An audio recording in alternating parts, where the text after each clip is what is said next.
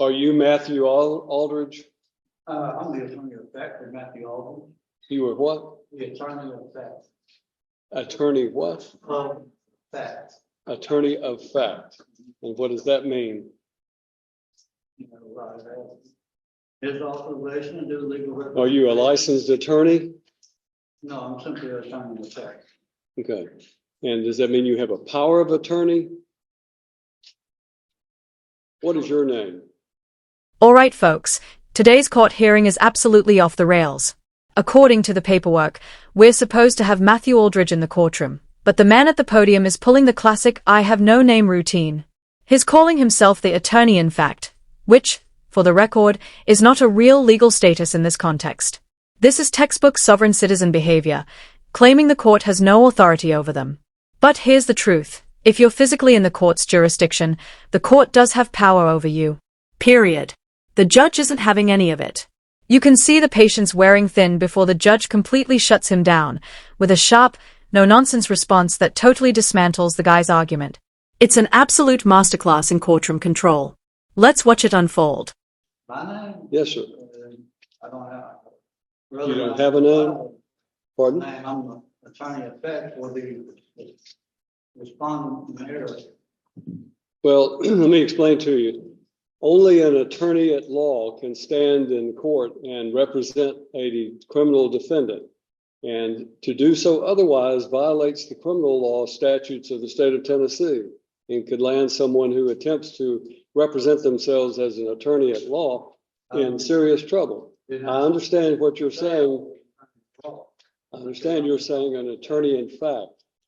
And what I want you to understand is that if you have a power of attorney, then you need to demonstrate that power of attorney. Do you have a legal document called a power of attorney?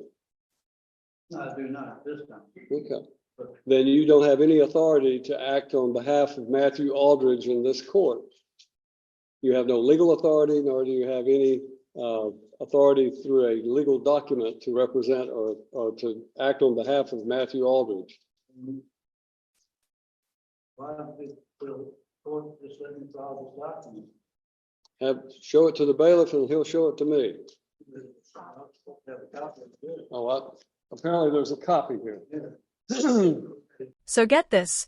The guy isn't just calling himself an attorney of fact. He actually tried to back it up by handing the judge a piece of paper.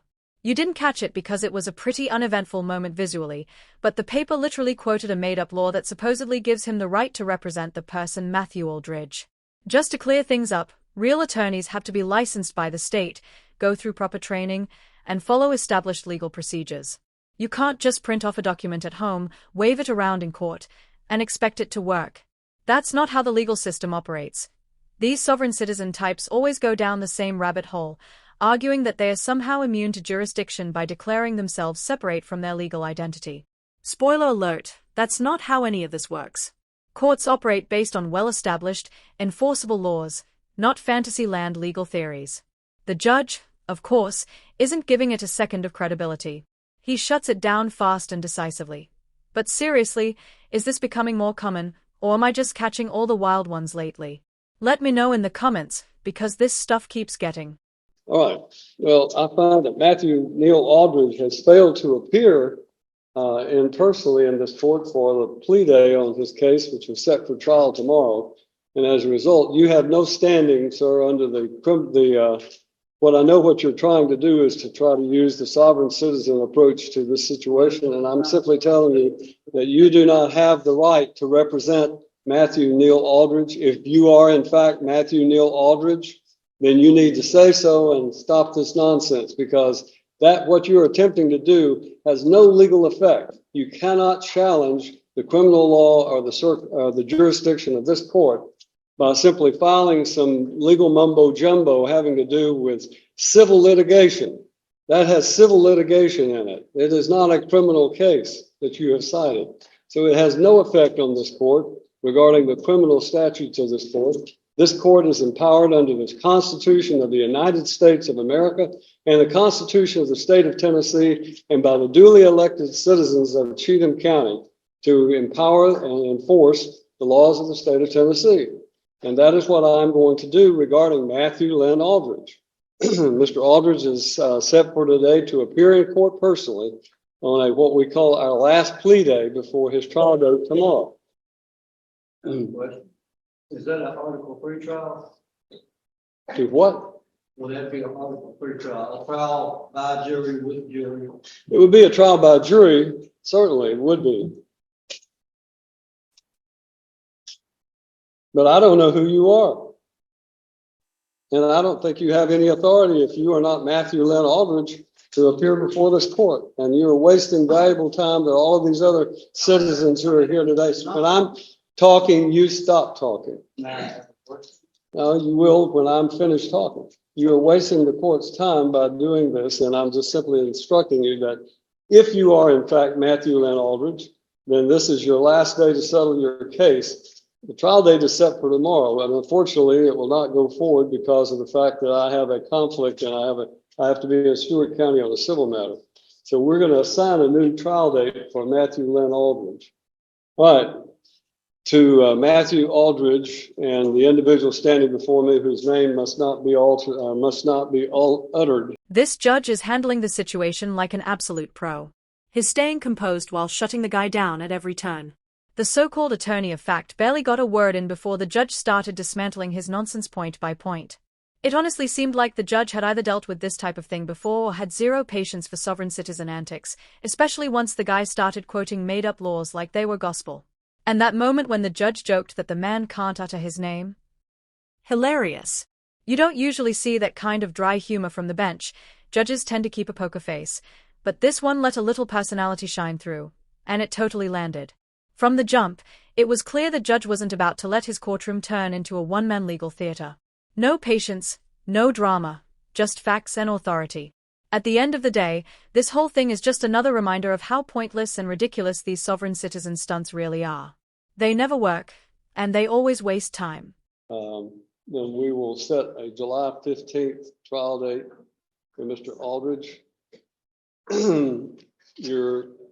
Whatever this document is that you have filed is in fact invalid because it does not cite any valid criminal statute, and therefore I'm denying whatever that might be in the way of a motion. The trial date will be July 15th. The last day for Mr.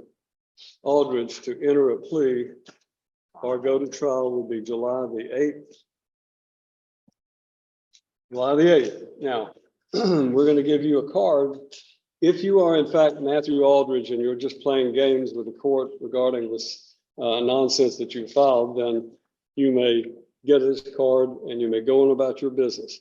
If you are not Matthew Aldridge, then I would suggest to you, you relay to Mr. Aldridge that he must appear on July the 8th, or a bond revocation will take place, and his case will be will take place with him in jail, incarcerated on the 15th. That's the judgment of the court. You need to take your piece of paper and go on about your business. Sovereign citizens are truly something else.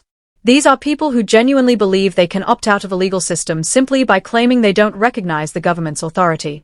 You'll hear them ramble about things like common law or the UCC, the Uniform Commercial Code, while completely misunderstanding what those laws even mean.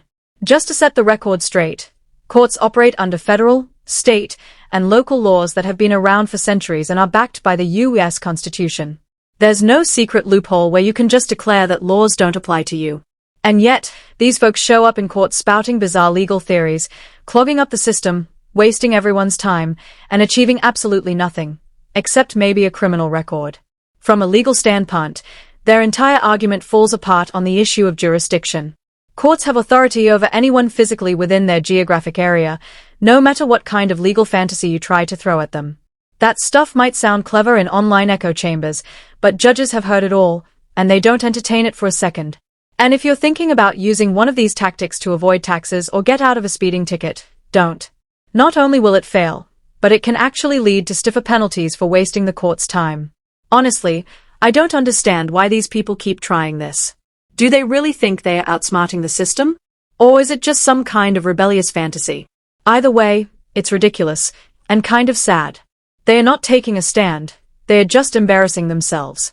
Anyway, that's going to wrap up my breakdown for today. If you enjoyed this, don't forget to like and subscribe, and drop your thoughts on sovereign citizens in the comments below. Thanks so much for watching. Take care.